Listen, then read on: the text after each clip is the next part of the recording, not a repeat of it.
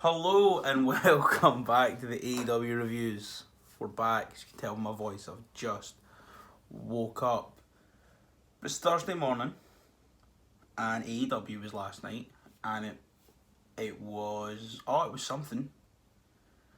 It was something. If you go on Twitter, people are angry. People are having fun. I'm in the camp of people having fun. We'll get to that. Last week I did say I was going to release another video just talking about wrestling. I didn't.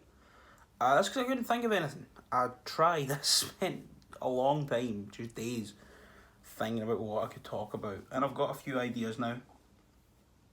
So there will be one out over the next couple of days. And I do plan to keep this format of uploading for now, with a video on a Thursday talking about AEW.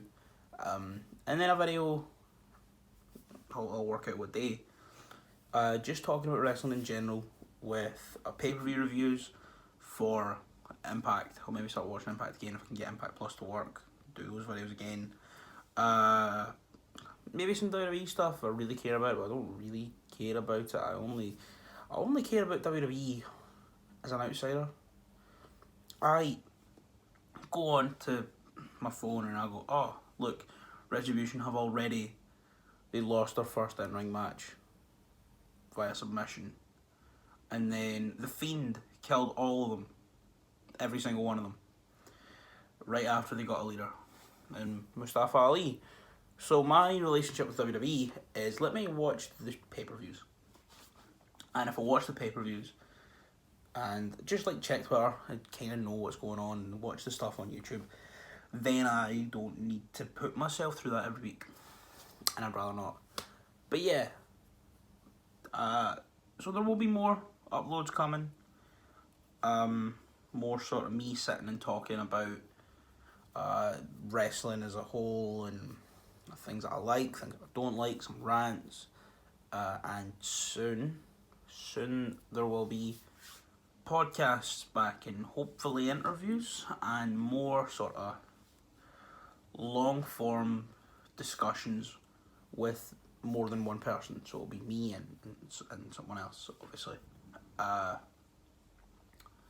They will be, coming soon, hopefully. But for now, let's just talk about AEW. Last night's show, I thought, was a very, very, very, very good way to just keep building to the pay-per-view. It honestly was brilliant.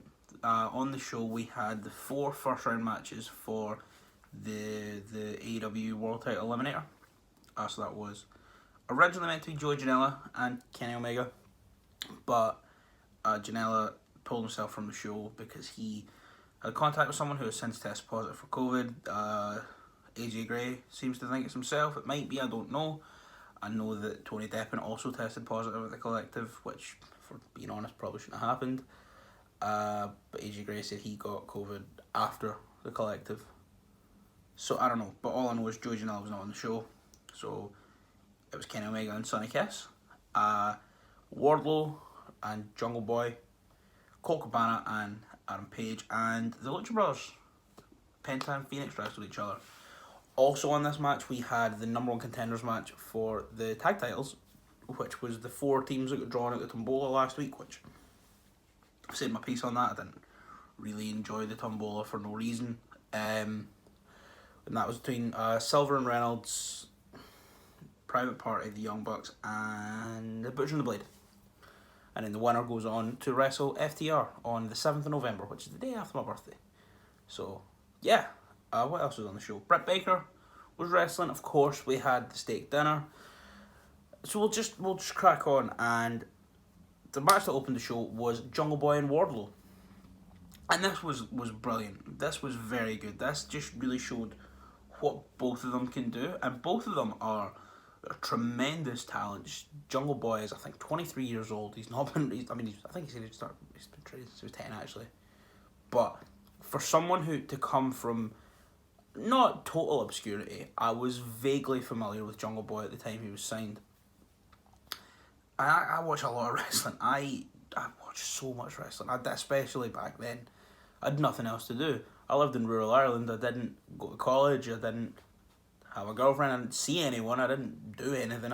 All I did was like go to the pub once a week and spend the rest of my time watching wrestling. So back at the genesis of AEW, when Jungle Boy was sort of plucked from relative obscurity with his big dinosaur pal, he immediately endeared himself to the fans. But as the years gone on, he's just proved how complete a talent he is, especially with the match with Jericho, and all the amazing tag stuff. But he was wrestling Mr. Mayhem, Big Wardlow. So he was a big dude. Not as tall as I thought he was. He was around about the same height as Jungle Boy, just weighed about 100 pounds more. But yeah, Big Wardlow and Jungle Boy, they just went at it, and it started fast because they're both very. I mean, Jungle Boy's obviously very quick, but Wardlow is like surprisingly quick for a man his size. They started fast, it spilled to the outside. It was really good. It was really good. There was a point where Jungle Boy ran off the apron and went for a Hurricane Rana to the outside because Wardlow was on the floor, and Wardlow caught him, and then he turned up and then he just threw him at the ring post. And that looked sore because they have like big square edge, not like rounded off ring posts. They are like just squares, and it looked like it hurt. Eventually, Jungle Boy did make his comeback, and he kept stringing together a lot of very, very impressive moves, but he wasn't able to put Wardlow away. It spilled to the outside onto the ramp that comes right up to the ring. And Wardlow just picked him up and hit the F10, or he spins into the F5 and threw him into the ring. And Jungle Boy looked like he caught his chin on the top rope going over. He didn't entirely clear it, and it looked nasty. And then he went in. Wardlow picked him up again and just hit another F10 and sent him flying. And then beat him, which I was surprised about. But I knew when he hit that second one that was it. Wardlow, I've seen a lot of people who aren't entirely high on Wardlow. There's a lot of pressure on Wardlow coming in. Wardlow 1 looks like a Vince McMahon guy, but he can move and he can wrestle. So that crosses him off the list of being a true Vince McMahon guy. But the pressure that Wardlow has had must be insane. His debut was against Cody 2 weeks out from the pay-per-view in a steel cage in Atlanta, the home of WCW. Like, I don't know how he did it. I would have folded under that pressure. But since then, he's not done a lot. He's just sort of been in the background with MJF. He's been wrestling on Dark, but he's sort of been in the background with MJF, wrestling with MJF. And this is his first proper chance to get out from under MJF and shine on his own. And I thought he looked amazing. And Jungle Boy's the right foil. If you really want to hate this man, I mean, who better to have him throw around like a rag doll than Jungle Boy? He's the most naturally over babyface in the company, with the exception of Orange Cassidy. And Orange Cassidy's on a bit of an ascension, and he's got his TNT title match next week, and they want to keep him strong. But yeah, I really enjoyed this match. I do think it does mean we're going to get Kenny and Hangman at the pay-per-view now. My original prediction was Kenny and Jungle Boy. And I just thought they were going to keep Hangman and Omega apart until they're not even going to look at each other, not even going to reference each other, not even going to fight. There's not even going to be a pull-apart brawl until they wrestle at the pay-per-view. Whatever pay-per-view it is down the line for the title. After Kenny just becomes the world's biggest bastard and kills him, but we're probably just going to get it at Full Gear. And it's still going to be great, but I'd just rather seen it down the line. Then we got a flashback to last week and what happened after AEW went off the air. And what happened is Eddie Kingston just continued to talk shit on Moxley. Just kept talking and talking and talking and talking. Just saying, I never give up. I never quit. You and me, Mox. When it goes again, you know it's done. You know you're done for. And then it cuts back to commentary, and JR reveals that Eddie Kingston is wrestling in the main event of a pay-per-view. God bless Tony Khan. I love him. Eddie Kingston is, if you know me, you know, is one of my favourite wrestlers in the world, and now he's in the main event of a pay-per-view. And that just fills my cold, cynical heart with joy. The explanation for this too was very good, I thought. Mox demanded the match to Tony Khan. He said, and Tony was comfortable giving him that because Mox had beat every single person in the top 5 in the rankings. So, yeah, I like how they're not just saying, he's getting another chance for the sake of it. Mox demanded the match, and Tony gave it to him as the matchmaker because he's beat everyone else that's ranked. So that makes sense. And I think it does, you know, a lot of people get hung up on the sports-based presentation that they spoke about, which I think they've kept. They never, to my knowledge, said anything about a sports-based product, a sports-based in-ring thing, because it's wrestling. Wrestling is inherently fucking stupid. Wrestling is bollocks.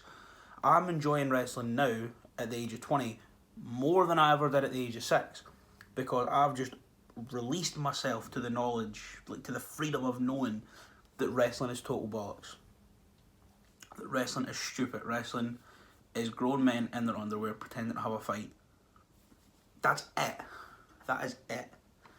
That's how I know. That's what I know wrestling is, and that's what makes it so good.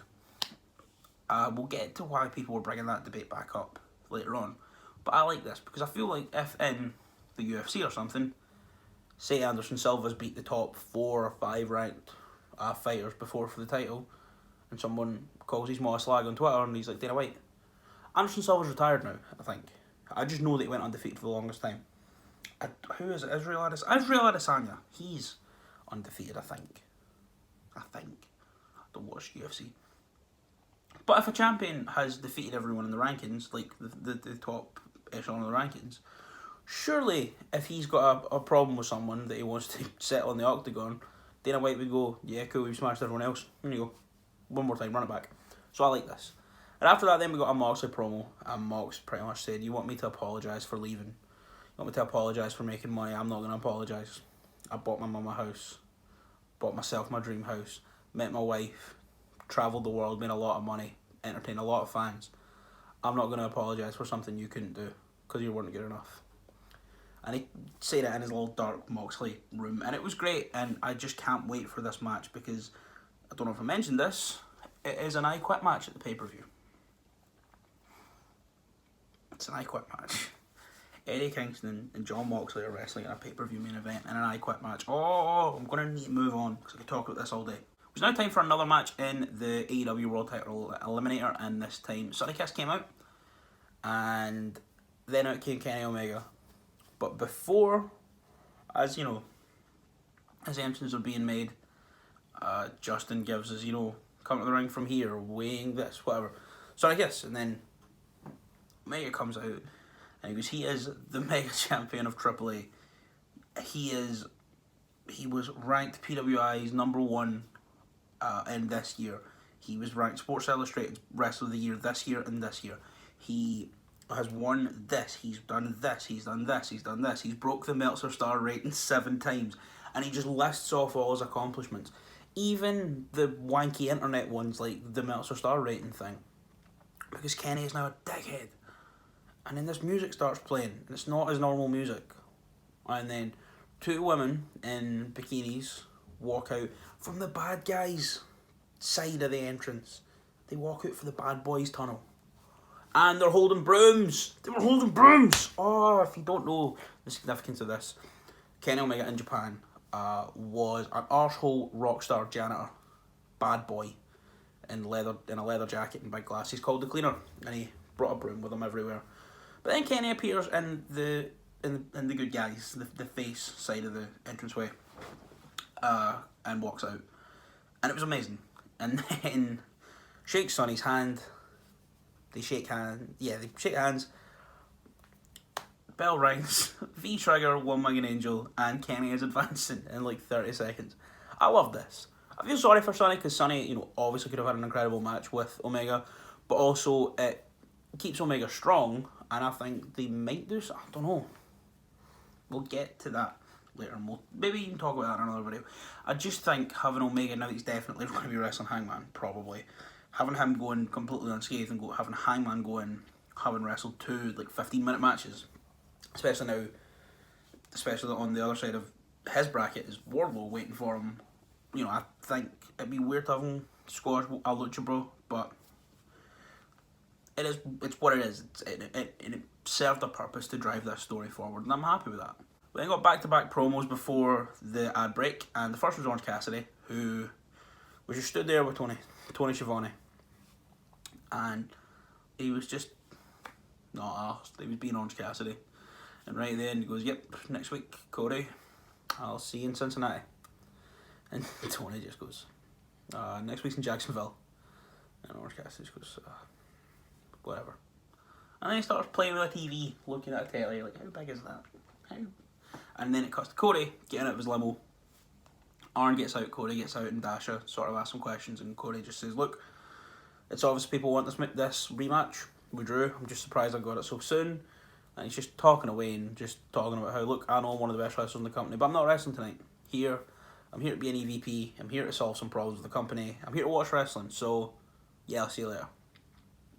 And I like this, Cody, like, separating himself from... I don't know. I don't really know what they're doing with this, now that I think about it. Because with anyone else, it would feel like, Cody is, like, separating himself from being a wrestler to make himself out to be better than Orange Cassidy. But it's Orange Cassidy. He's just there. He's just doing his thing. But I still thought these were fun. And after the break then, we got Eddie Kingston's response to Mox's promo. And it was just amazing. Eddie Kingston should have a mic in his hand every single week. He just pretty much talked and said, "Look, you left everyone here. You left the scene high and dry. We had to make our money without you. You say you'll never apologise for going there. Okay, cool, but you went and found a wife. I found crippling debt, but I kept going because I love wrestling." And Eddie Kingston is the best wrestler in the whole wide world. That's all I've got to say. Up next was the third first round match with the Lucha Bros Wrestling. And this was brilliant. They did not hold back one wee bit. Match started, they shook hands, they sort of locked up, did some holds. Then eventually Penta took his glove off and just smacked his brother really pissing hard in the chest. And they just kept going at it. I don't even remember many spots. It all just sort of blends into one big fast-paced Lucha loveliness. They did spill to the outside and Penta chopped the post and it sounded really sore. They're just two of the best in the world. Eventually down the stretch, Penta realised he couldn't put him away and did the arm breaking spot, and then he got up in his face and said, "I'm sorry." Cero Miedo hit the ropes, Phoenix hits the ropes, comes up, goes like tilt-a-whirls around him, lands Canadian Destroyer, and won the match, and it was incredible.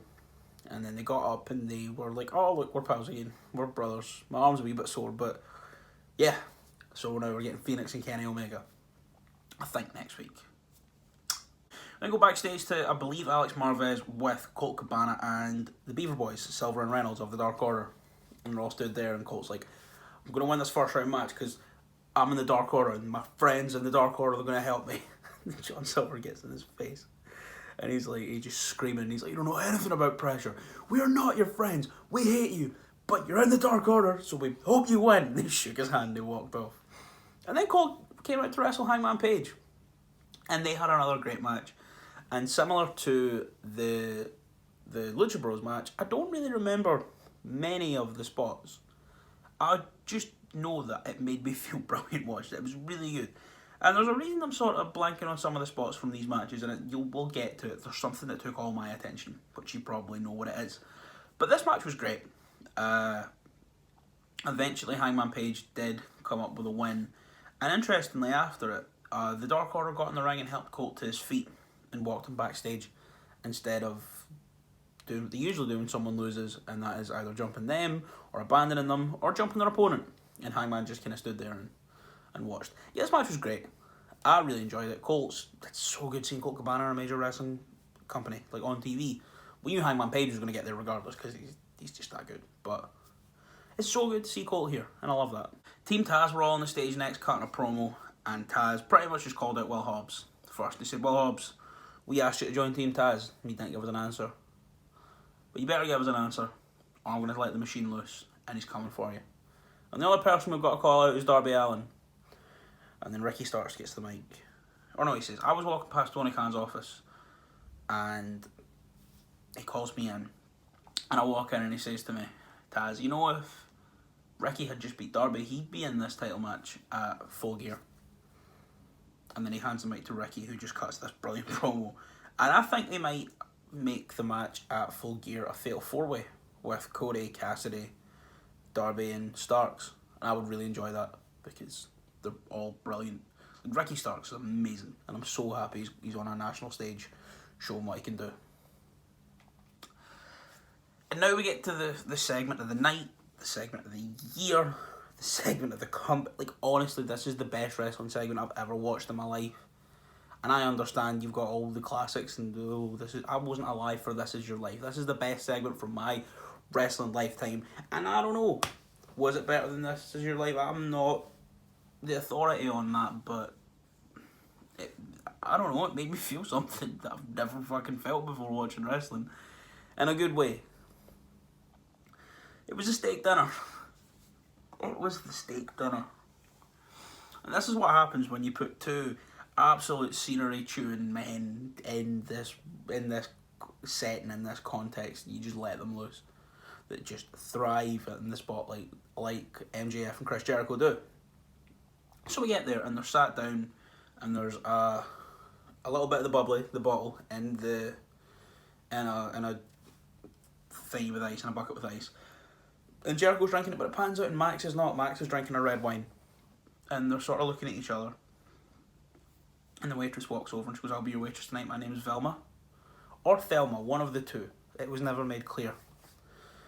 And then Max goes, "Oh, okay, Thelma, I will have." And then Chris goes, "Whoa, Max, I think you misheard her. Her name's actually Velma with a V, Velma." And he goes, "Oh, okay.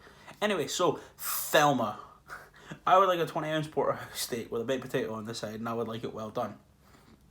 And then it goes to Jericho, and Jericho goes, "Well, Velma, I would like a 20-ounce porterhouse steak as well, also with baked potato on the side, but can I have mine's medium well?" And then Max goes, "Nah, Thelma, scratch my order. I would still like a 20-ounce porterhouse steak with a baked potato on the side, but I would like it medium." And they keep doing this until it goes down to Max with rare and Jericho with blue, aka extra bloody rare. And Velma leaves with her notepad. And they kind of look at each other and they start saying, "Why do you want to be in the inner circle?" And Max like, "Look, it's beneficial for both of us if I am in the inner circle, the demo god and the ratings ruler." And Jericho goes, "Whoa, the ratings ruler sucks. No one likes it. It's about as over as, I don't know." And then they both go, "Orange Cassidy." Ah. And then they start going, look at each other. We already get on. Why wouldn't I be in the inner circle? And then they just put their glasses down and they start looking at each other. And the camera pans for ages. And I was like, what's going on here? Because it's just this still camera shot. And you can see that MJF is breathing. So you can see this is like a stylistic choice. And then they just both go like this and smile at each other as music swells. And then they start singing a swing dance duet. Which they walk around the table and they're snapping their fingers, and then the curtains behind them draw back and there's dancing girls and a chorus line, and it was so good. It was so good. First of all, MJF has oh wow, I am thinking about it again. This is unfiltered, uncut. This is how it made me feel. I'm trying so hard not to. Right, I'm going to try my hardest. It was so good. So, people on Twitter have been talking about, I thought AEW was going to be this sports-based performance. They have a rating system and a ranking system and a distinct kept record, instead of like in WWE where they just for no reason go, "This person's wrestling for the title," because I don't know, maybe they kicked him in the head real hard or something in the Royal Rumble, and now they're going to wrestle for the title that he's won. And that's, I don't know, it's just a bit, the way WWE do it is a bit, it works for them, but AEW have a genuine sports-based thing with the analytics that Tony has. There was my Taz segment where he talks about the submissions. They have all this stuff, but it's still wrestling at the end of the day, and at its core, wrestling is stupid and silly and fun. And if you have two performers like MJF and Chris Jericho who are inherently stupid and silly and fun, you're gonna get something like this. You're gonna get a swing dance duet over a steak dinner. So the song is up on Twitter, and I will link the tweet. It's 3 minutes and 5 seconds, and then right at the end of it, they look at each other and they go, Chris, I want to run it back. And Chris is like, from the top? And he goes, no, just from the end. And then it goes down to their feet, they're doing a little tap dancey thing, and then it comes back up to them and they sing the last chorus again. And then they go and they sit at their table, and Velma comes out with her steaks, and they're I don't even think they've been cooked. I think they were just the steaks he's got out the butcher for effect. And they kind of look at them and just go, no, these aren't cooked. Let's send them back and get them well done. Oh, it was the best. It was the best. If you don't like it, that's fair. Everyone can have their opinion. And I've seen a lot of people not liking this. It's been a very Marmite Twitter segment, but Tom from Cultaholic put it best that he also said, I enjoyed wrestling at my most in my 20s when I just released myself to the knowledge that it's bollocks. And that's what I'm doing here, and it was great. After that then, doing no favours to their women's division, AEW put Britt Baker and Kylie King in a quick squash match after the world's greatest professional wrestling segment, and Britt Baker just won quickly. Nothing more to add really. It was just a quick win to reassert her dominance and re-establish how much of a threat she is in the women's division. We then had a weird Darby Allin and Steve-O segment where Steve-O was like, I'm Steve-O and that's Darby Allin, and you know why he's going to win the TNT title? Because he's crazy. He's going to do this before he gets there, and he looks down, it's a body bag that says the face of TNT. And then Darby Allin is at the top of the skate of like the half pipe in the body bag, and he's not zipped it up yet. And then in true Jackass style, he goes, I'm Darby Allin, and this is the body bag rolling. And he gets down and he zips it over his head. And then he just rolls off. He doesn't like slide into it. It's not like he turns around and then slides down on his back. No, he just rolls over. So then he rolls the whole way down the half pipe, innit? Yeah, then he gets out. And Steve-O unzips him and he just goes, I'm going to win the fucking TNT title. And then it's it. It was great. Don't really know what it meant, but it was great. And then we got to the main event. The main event, fatal 4-way tag team match between the Beaver Boys, Private Party, the Butcher and the Blade, and the Young Bucks. And this match was just great. 4 teams at the top of their game. Really showed off just what Silver and Reynolds can do, I thought. And yeah, I really liked it. I didn't think the Young Bucks were going to win this. They had a lot of the offense towards the beginning and then a lot in the middle, and then towards the end they were sort of out of the picture. There was a bit where Alex Reynolds took a nasty fall. All of Twitter was saying he might be CT'd out of his boots, but Tony said on the post show that he's actually okay, so hopefully he's fine, because I really like Silver and Reynolds. Silver is my favourite wrestler in the world right now.